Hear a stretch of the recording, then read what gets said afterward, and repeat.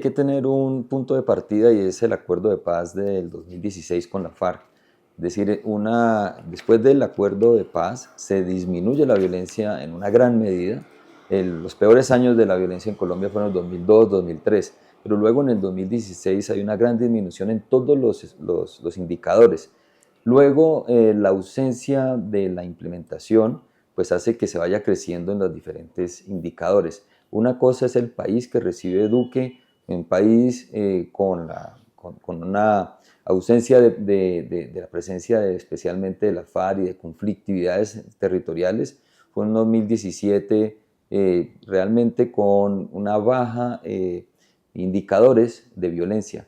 Pero este país que recibe luego Petro en el 2022 es un país en donde por la ausencia de la implementación empiezan a copar los diferentes territorios que fueron dejados por la FARC, otros grupos, se crean, entre otras cosas, las disidencias, unas por ausencia de la misma implementación y otras porque son disidencias desde el mismo proceso de paz. Son dos tipos de disidencias y estas disidencias empiezan a copar este territorio, pero también crecen las autodefensas gaitanistas de Colombia o el ejército gaitanista de Colombia en diferentes zonas, siendo en estos momentos el principal ejército ilegal que hay en el territorio, con aproximadamente más de 10.000 hombres en estos momentos. Entonces, esta es la situación que recibe Gustavo Petro, que es muy diferente a la que recibe Duque.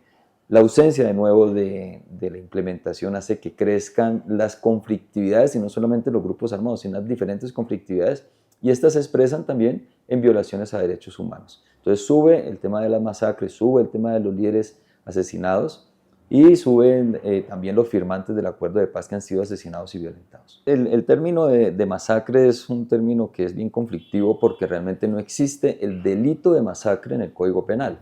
Existen diferentes homicidios, homicidio agravado y demás, pero la masacre en sí no existe, entonces es una interpretación que se le da y diferentes instituciones le hemos dado la interpretación, pero por supuesto que en algunas cosas sí estamos de acuerdo. Primero, que una masacre es a unas personas que están en estado de indefensión, es lo principal. Segundo, que sea el homicidio de diferentes personas en el mismo tiempo, modo y lugar. Ahora, el número de personas pues sí varía, dependiendo de la interpretación que cada organización o institución le da.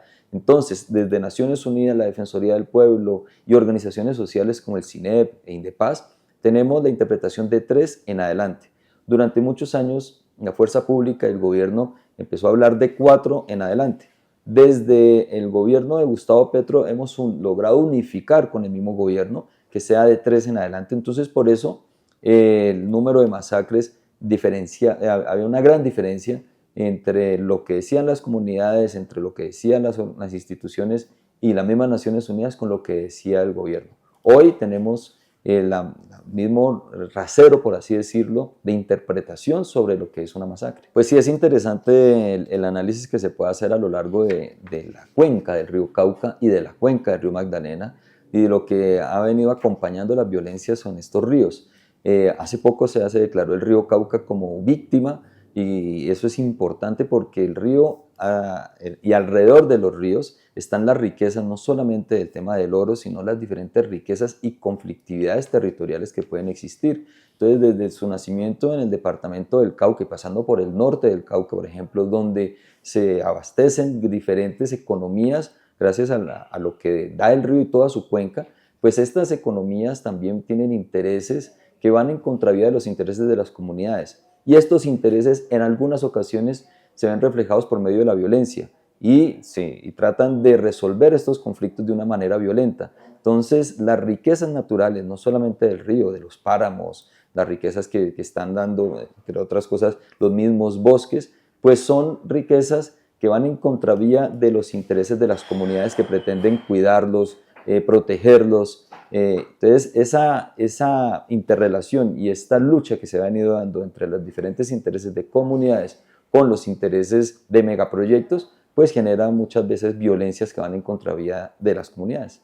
Sí se han presentado diferentes zonas donde hay conflictividades y especialmente donde existen varios grupos pretendiendo tener un dominio territorial y un dominio local y social sobre la población. Y una de estas zonas es la zona del Caribe, donde existen grupos como las autodefensas gaitanistas y las autodefensas campesinas de la Sierra Nevada. Esta disputa de territorio pues genera también una violencia en las mismas comunidades por la presencia de estos grupos y por querer tener un control social. El control social que pretenden tener hoy los grupos son dictaduras locales donde imponen desde la hora donde se deben acostar o guardar en sus casas hasta el tema de las minifaldas y diferentes formas de control que existen en estas comunidades. Entonces, estas violencias que se dan es, entre otras cosas, por los intereses contrapuestos y por la presencia de diferentes grupos. A veces son 2, 3 o 4 grupos en una diferente zona. Entonces, una de las zonas es el tema de la troncal del Caribe, que está especialmente evidenciándose esta violencia en la zona metropolitana de Barranquilla. Hay diferentes grupos, en estos momentos se está teniendo mesas o diálogos, al menos con algunos grupos como el ELN, el Estado Mayor Central de la FARC, ya en estos momentos fraccionado, la Segunda Marquetalia, las autodefensas campesinas de la Sierra Nevada, las autodefensas gaitanistas o ejército gaitanista, pero hay otros grupos y otras bandas locales que están haciendo mucho daño y que incluso son tercerizados por estos grandes grupos. Uno de ellos pues, es especialmente el Tren de Aragua, que viene especialmente desde Venezuela, en algunas zonas, en la zona de norte de Santander, llegando incluso a Bogotá, teniendo y queriendo tener un control en Bogotá, en territorio de Bogotá, que está siendo disputado con el grupo grande que está también en la zona del Valle de Aburrá, que tiene un control en Bogotá. Todas estas luchas de controles territoriales pues están generando este tipo de violencias, pero también hay otros tercerizados locales, especialmente como los que ya se están dando en algunas mesas de negociación, como las del Valle de Aburrá o los de Buenaventura. Faltaría especialmente incluir en todas estas negociaciones a los que están en las zonas, por ejemplo, el norte del Cauca, sur del Valle, con algunas bandas locales que están siendo tercerizadas por estos grandes grupos. Pues más allá de querer asesinar a los líderes, los grupos lo que quieren es tratar de acabar con los procesos o imponer otros procesos sobre las comunidades. Entonces aquí lo importante es lograr identificar cuáles son estos procesos de lucha que vienen ejerciendo las comunidades durante muchos años. Uno de ellos puede ser la ampliación de un resguardo, otro puede ser la creación de un consejo comunitario, otro puede ser que realmente se dé el proceso de paz y que se implemente el proceso de paz en algunas zonas, la implementación de los PENIS. Son diferentes los procesos comunitarios que tienen las comunidades y las organizaciones sociales. Entonces, las comunidades indígenas en estos momentos son quienes tienen la capacidad de tener una respuesta a esta imposición violenta que están ejerciendo los grupos armados. Entonces esto es una capacidad que tiene hoy las organizaciones indígenas de responder especialmente, de tratar de estar en contra de la violencia, y hoy en el departamento del Cauca, por ejemplo, las comunidades indígenas están defendiéndose desde la misma guardia o con el acompañamiento de la guardia, defendiendo a las autoridades y defendiendo el territorio. Entonces es la resistencia indígena la que genera este accionar incluso que va en contravía de las mismas comunidades por parte de los grupos armados.